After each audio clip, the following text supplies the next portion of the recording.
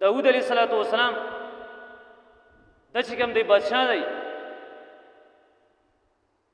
دا چې کوم دی بادشاه دی و د زوی چې کوم دی سلیمان علیه السلام د ټولې دنیا بادشاه و. اوس داود علیه السلام چې کوم دی د چې کوم دی حکوم اهل سبت وي توي دو خلکو چې کوم دی نافرمانی وکړه، حالانکه داود علیه السلام خپل قوم چې کوم دی موجود و، خپل قوم ته چې کوم دی داسې ونه ویلې حکمت نه چې کوم دی کور واستو چې تاسو چې کوم دی توري راواخلو مونږ چې کوم دی دا اهل سبت چې کوم دی دا ویژنو دا وې مړ کو، لیکن تاسو داود علیه السلام چې کوم دی ونه کړل د حکمت نه چې کوم دی کور واستو دعوت چې کوم دی ورکو. بهرحال بیا کوم چې کوم دی الله تبو کړلو مسخ عذاب الله پر نازل کو چې نه بزګو جوړ شول او مشران چې کوم دی خندیران جوړ شول بیا درې ورځې پس چې کوم دی ټول تباہ شول. خو د ټوله زندگی چې کوم دی د انبیاء کرامو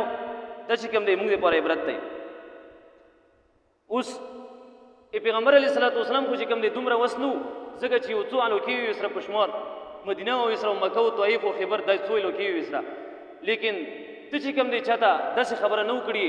چې د بادشاهت او حکومت چې کوم دی هغه کمزورتیا خبره وای. پیغمبر علیه السلام چې کوم دی طائف نه چې کوم دی لرګي تللی طائف نه او هغه ته چې کوم دی تل حبشې ته نیو چې کوم دی پیغمبر علیه السلام خط ورغلو ایمان دعوت چې کوم دی ورکوي او ایمان داسې دعوت ورکوي سلام یې وچولو سلام یې داسې وچولو وسلام علی من اتبع الهدى سلام دی په هغه بادشاه باندې چې چا د هدایت چې کوم دی اتباع وکړله ځکه چې کافر باندې سلام نشي اچولی. نو پیغمبر علیه السلام چې کوم دی ایمان دعوت ورکو کې یو دمکي ولیکله.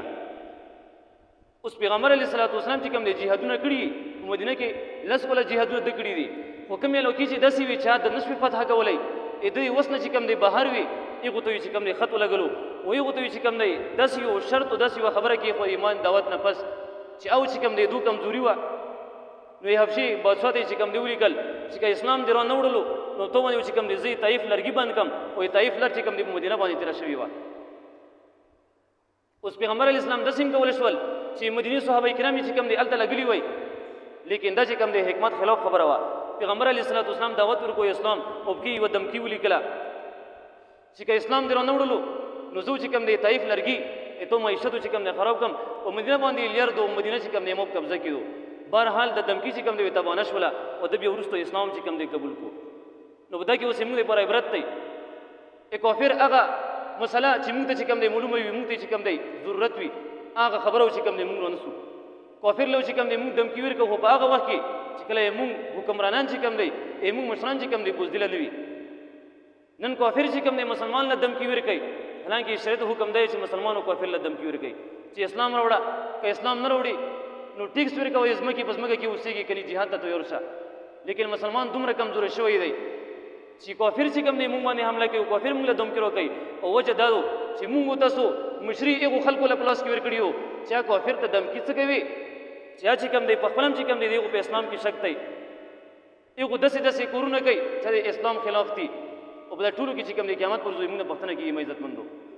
دا امن چې خراب دی د امن په خرابېدو کې چې کوم دی موږ داسې برپورې حصه وو موږ داسې خلکو له چې کوم دی مشري ورکړي وو چې هغه چې کوم دی کافر له دمکي نشي ورکولی، کافر دا شونې خبره نشي کولی. لکه پیغمبر علیه السلام حبشي بادشاه ته وکړه که اسلام دې رانه وړلو نو یې طایف لرګي و چې کوم دی زه په تا باندې بند کړم. ډېر داسې شی نشته